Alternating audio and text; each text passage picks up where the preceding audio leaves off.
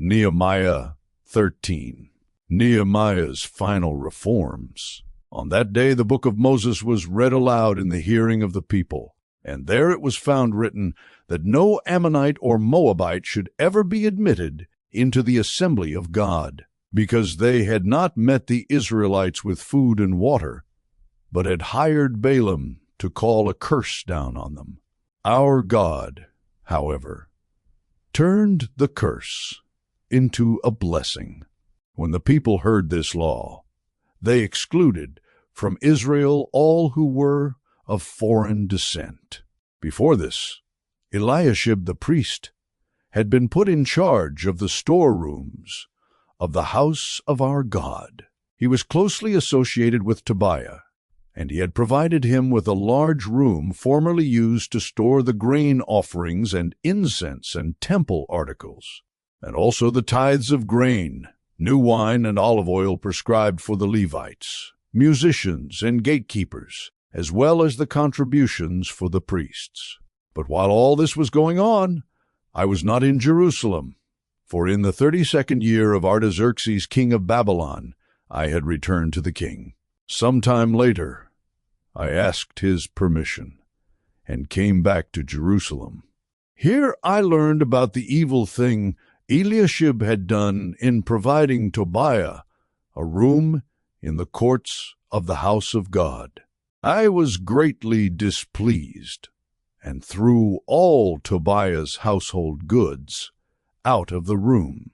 I gave orders to purify the rooms, and then I put back into them the equipment of the house of God, with the grain offerings and the incense.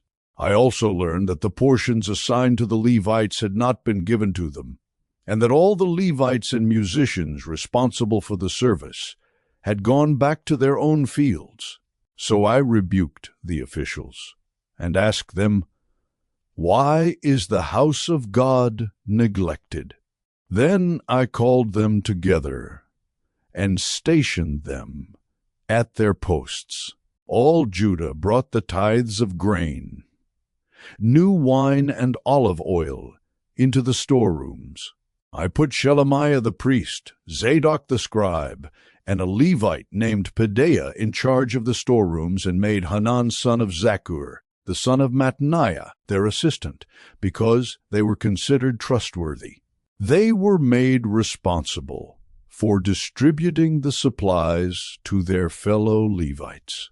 Remember me for this, my God, and do not blot out what I have so faithfully done for the house of my God and its services. In those days I saw people in Judah treading wine presses on the Sabbath, and bringing in grain and loading it on donkeys, together with wine, grapes, figs, and all other kinds of loads. And they were bringing all this into Jerusalem on the Sabbath.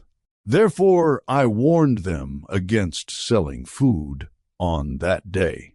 People from Tyre who lived in Jerusalem were bringing in fish and all kinds of merchandise and selling them in Jerusalem on the Sabbath to the people of Judah. I rebuked the nobles of Judah and said to them, "What is this wicked thing you are doing, desecrating the Sabbath day? Didn't your ancestors do the same things, so that our God brought all this calamity on us and on this city? Now you are stirring up more wrath against Israel by desecrating the Sabbath." When evening shadows fell on the gates of Jerusalem before the Sabbath, I ordered the doors to be shut and not opened until the Sabbath was over. I stationed some of my own men at the gates, so that no load could be brought in on the Sabbath day. Once or twice the merchants and sellers of all kinds of goods spent the night outside Jerusalem. But I warned them and said, "Why do you spend the night by the wall? If you do this again, I will arrest you." From that time on, they no longer came on the Sabbath. Then I commanded the Levites to purify themselves and go and guard the gates, in order to keep the Sabbath day holy. Remember me for this also, my God, and show mercy to me according to your great love. Moreover, in those days I saw men of Judah who had married women from Ashdod, Ammon, and Moab. Half of their children spoke the language of Ashdod or the language of one of the other peoples, and did not know how to speak the language of Judah. I rebuked them and called curses down on them. I beat some of the men and pulled out their hair. I made them take an oath in God's name and said, "You are not to give your daughters in marriage to their sons, nor are you to take their daughters in marriage for your sons or for yourselves. Was it not because of marriages like these that Solomon, king of Israel, sinned? Among the too many nations, there was no king like him. He was loved by his God, and God made him king over all Israel. But even he was led into sin by foreign women. Must we hear now that you too are doing all this terrible wickedness and are being unfaithful to our God by marrying foreign women?" One of the sons of Joiada, son of Eliashib, the high priest, was son-in-law to Sanballat the Horonite.